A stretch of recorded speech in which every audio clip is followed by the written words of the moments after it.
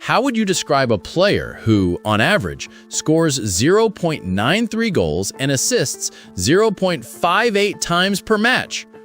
Or how about one who contributes to a goal every 58 minutes on the pitch and does this in the best league in the world?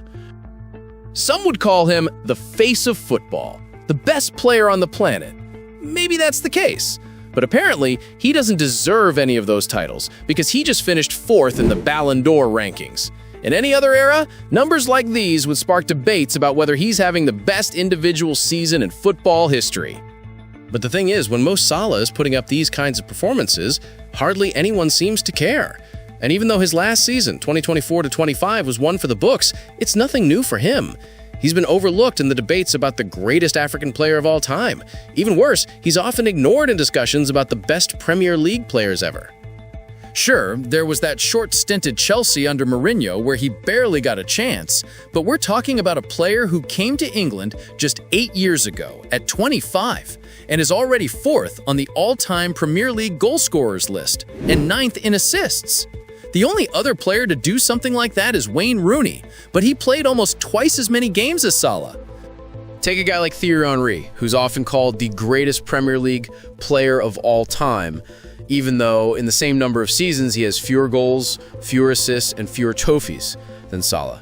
Yet people absolutely adore him. Why? Because he was incredibly smooth, graceful on the ball. Watching him play was just a joy, and I think that's the key thing to highlight here. The thing is, a lot of people don't like the way Salah plays. Or, let's be real, some even downright hate it. We're living in an age of robotic football, and many fans just aren't into that. Salah is often seen as one of these robots. On Twitter, they call him a machine, only interested in numbers. Some argue that without penalties, he wouldn't even be a factor. They label him a self-centered player and the most overrated winger ever. Many even compare him to players like Eden Hazard or Alexis Sanchez, who honestly never managed the same kind of consistency or numbers Salah consistently delivers. The debate has gotten completely out of hand. Everyone's taken things to extremes, and suddenly simplicity is seen as a flaw.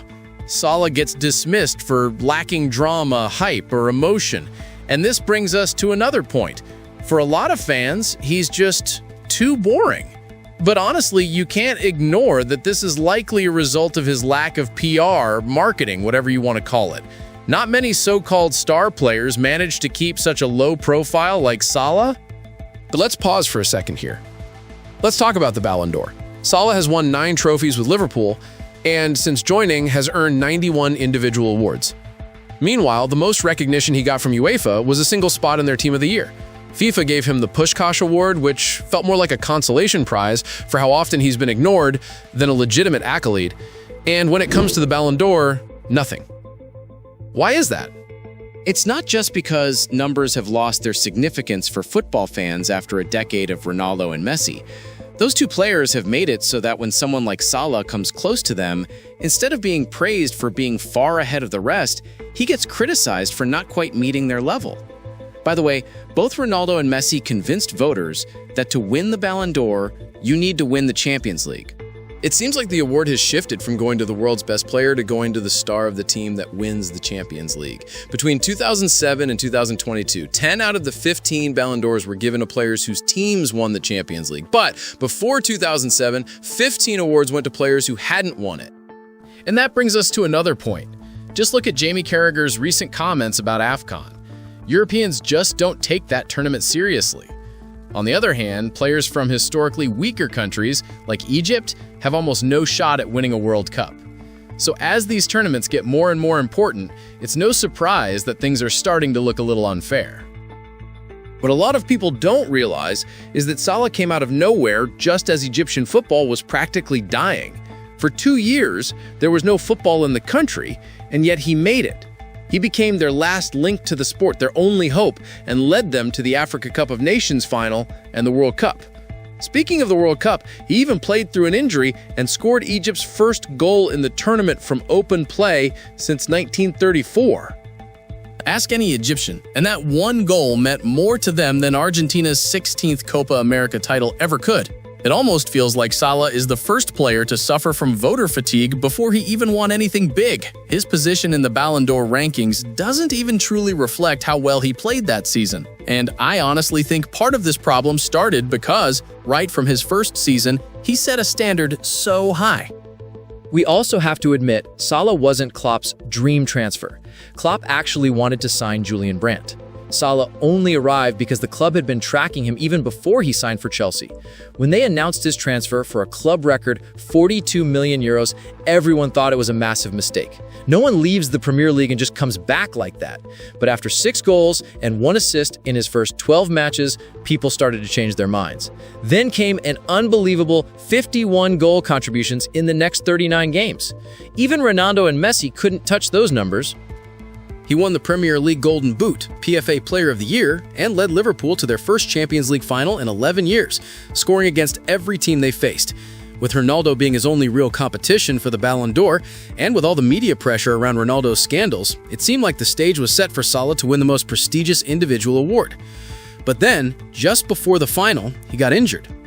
Then came the World Cup, and as expected, Egypt didn't do much. By the end of the season, Luka Modric, who had wowed everyone at the World Cup, was the face of the campaign. The next year, when people started calling him a one-season wonder, Salah adjusted his style.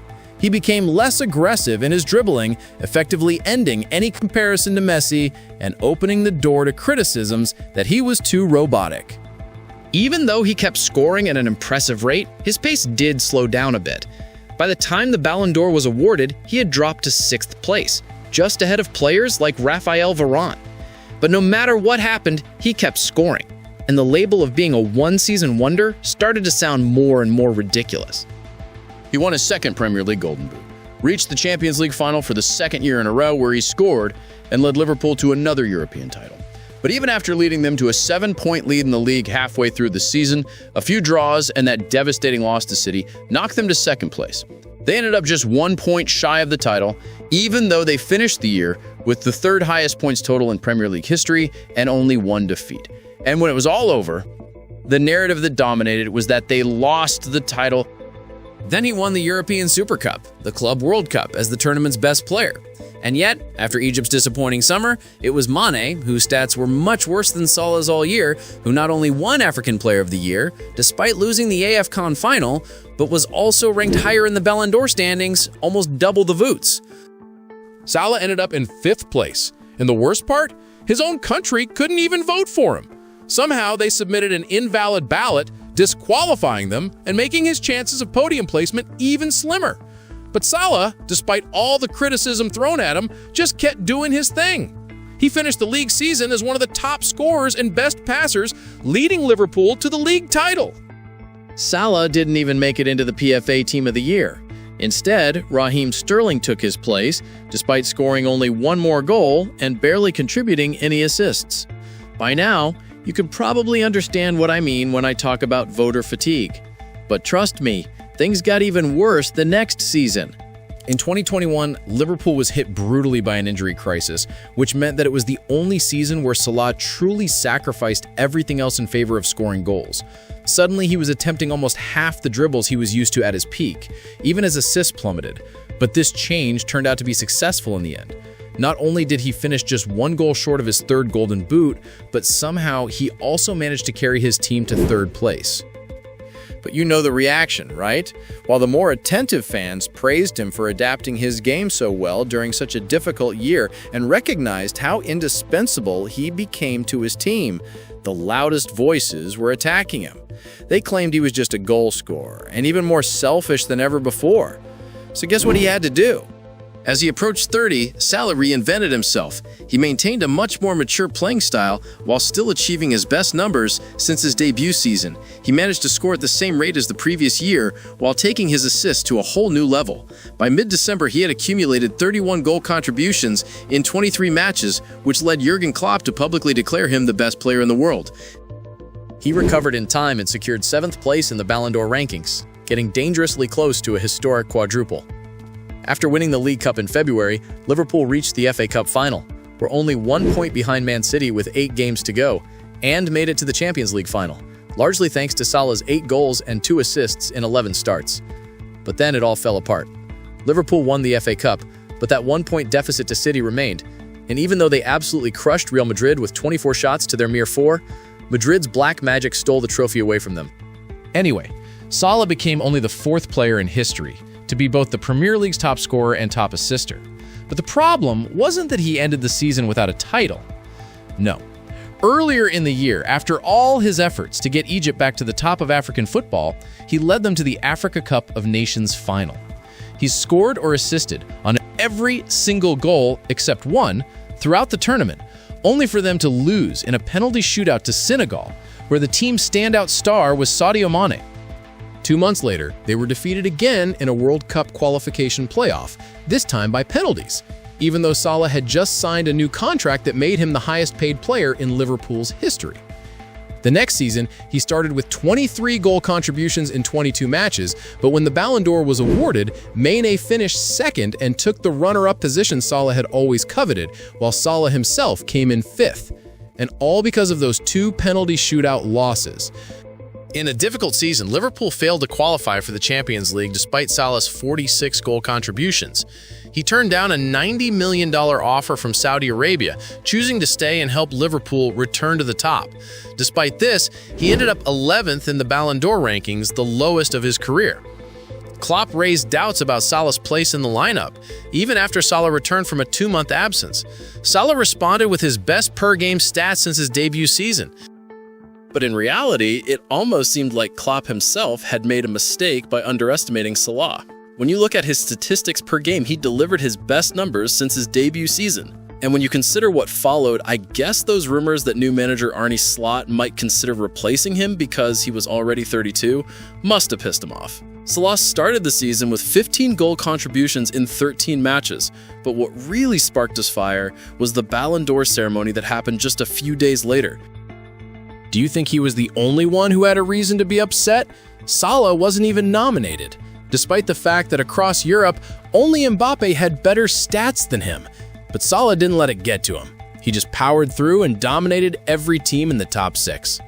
In the next 13 matches, Salah accumulated 23 goal contributions. That's a goal or assist every 49 minutes. He became the first player to hit double digits for both goals and assists before Christmas. In other words, these were Messi-like numbers, but in the Premier League. As The Athletic described it, this was pure fantasy, like playing career mode in FIFA on the easiest difficulty, except it was a real 32-year-old player doing it, and he certainly wasn't finished. Then he went on to play 8 consecutive matches, scoring and providing assists in most of them. By the end of February, he had 54 goal contributions to his name. He had scored or assisted 62% of Liverpool's goals, which is the second highest share in Premier League history. Just to put it in perspective, his tally of 29 Premier League goals was higher than the combined total of all 4 other strikers in the team. Add to that the fact that he hit 18 assists, just 2 short of tying to Premier League's all-time record. No wonder all the bookmakers had him as the clear favorite for the Ballon d'Or. I apologize for bombarding you with so many stats, but it's the only way to really show you just how insane this actually was. Salah had a goal and an assist in 11 different league matches. Again, Messi was the only other player to achieve something like that during an entire season. Salah also already held the league record for goal contributions over 38 matches, despite playing only 29. To put it another way, that's a goal or assist every 59 minutes on the field. Without the Euro or World Cup that summer, it seemed like the Ballon d'Or was already secured for him. But then, Liverpool was knocked out of the Champions League by PSG in a penalty shootout. In the next game, they shockingly lost the League Cup to Newcastle, and things started to shift. Suddenly, the Ballon d'Or favorites looked like this: Rafinha first, Mbappe second, Bellingham third, and Salah was nowhere near the podium. Well, you probably know what happened next. With the League Cup hype starting to fade, PSG made progress in the Champions League and eventually won it. Their best player, Dembele, took the Ballon d'Or, which, by the way, he absolutely deserved. But what Salah definitely didn't deserve was to finish in 4th place. Thanks for watching till the end. If you enjoyed the video, don't forget to hit the like button and subscribe to the channel for more content. See you in the next video.